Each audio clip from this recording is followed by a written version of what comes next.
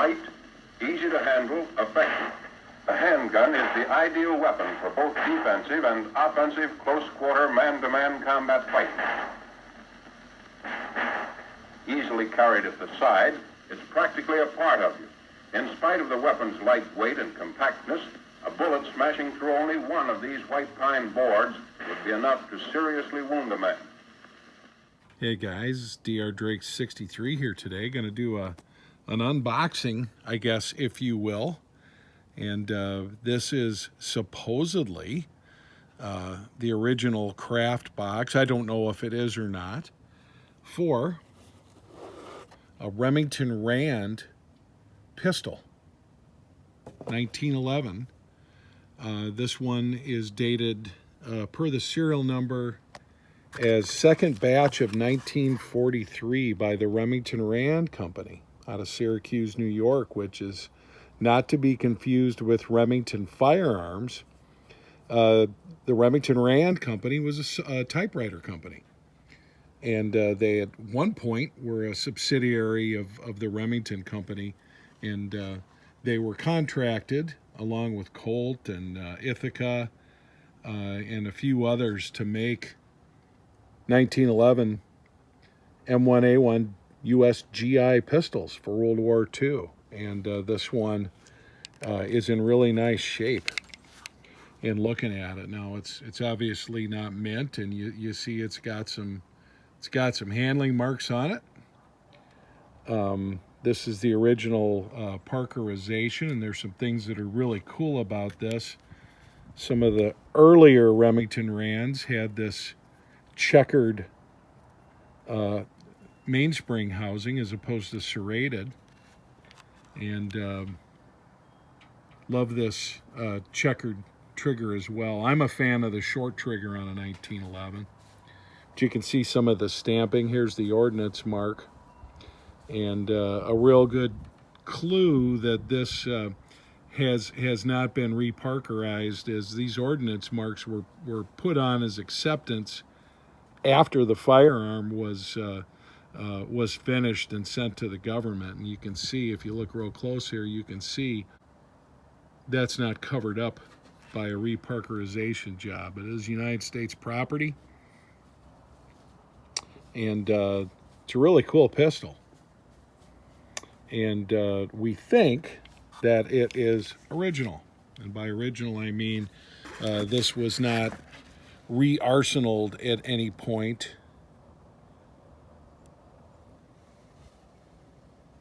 It's got all the correct markings on it. Now there's guys that are experts on that, but this is what it should look like. And as I mentioned, there's no re-arsenal markings on it. You can get stuff like this through the CMP, the Civilian Marksmanship Program. However, typically you're getting a gun that's many different gun parts put together. So when you can get something like this that apparently is the real deal. See that stamp mark there, FJA, and that's the name of the inspector on these models, and some Ithacas have those as well. But Remington Rand, just really cool all the way around, and going to show you a little bit of shooting here in a minute. And it's got a very predictable pull on that trigger, which I like. Very nice. You know, like I said, it's got some wear on it. A Parkerized finish never looks, like a blued finish. But just some things to note about this. If you look at these GI sights, any issues that you'll see in my shooting video of this with accuracy is not the firearm itself. It's how tiny these sights are. They're about as minimal as you can get. As far as the magazine goes,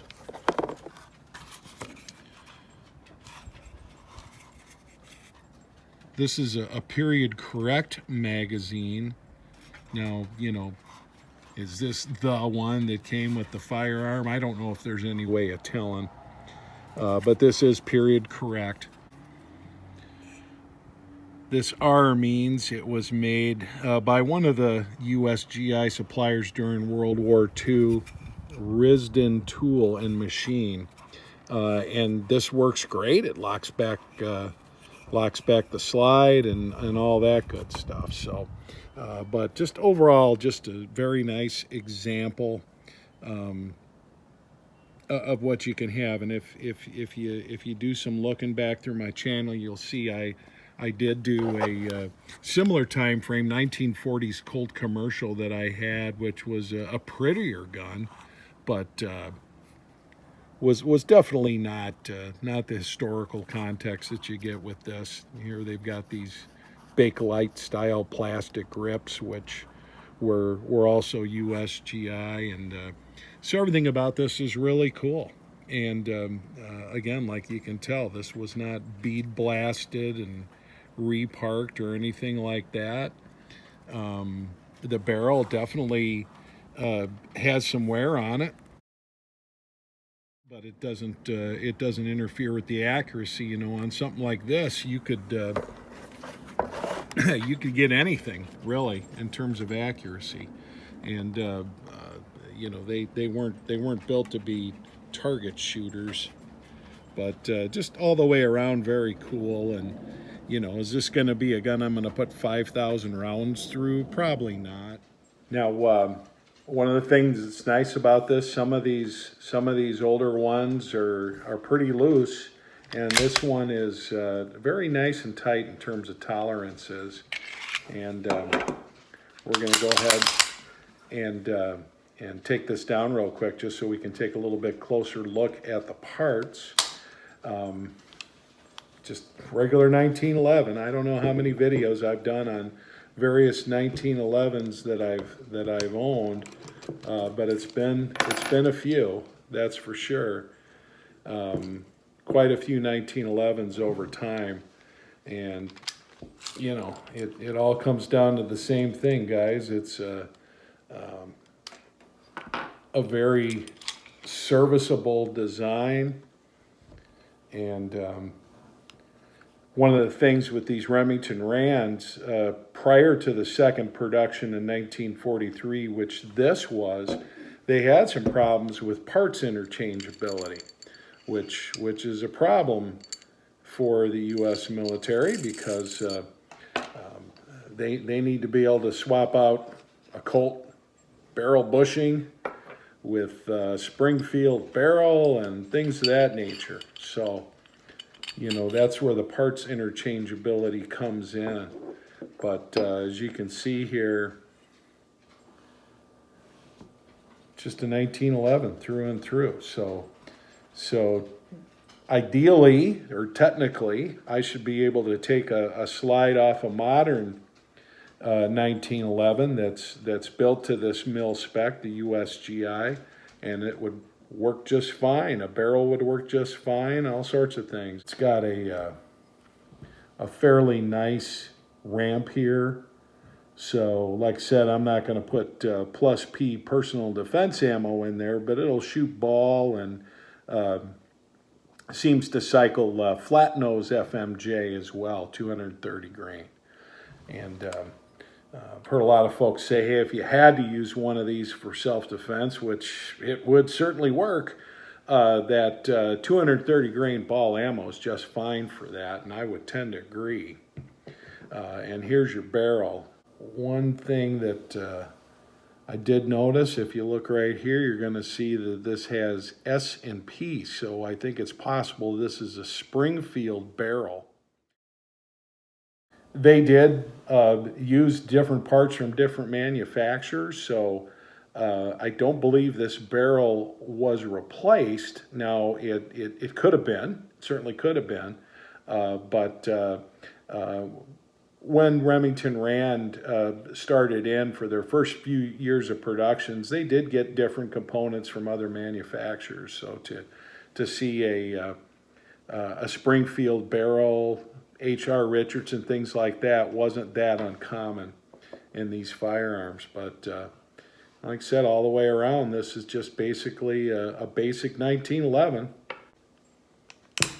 And there you go.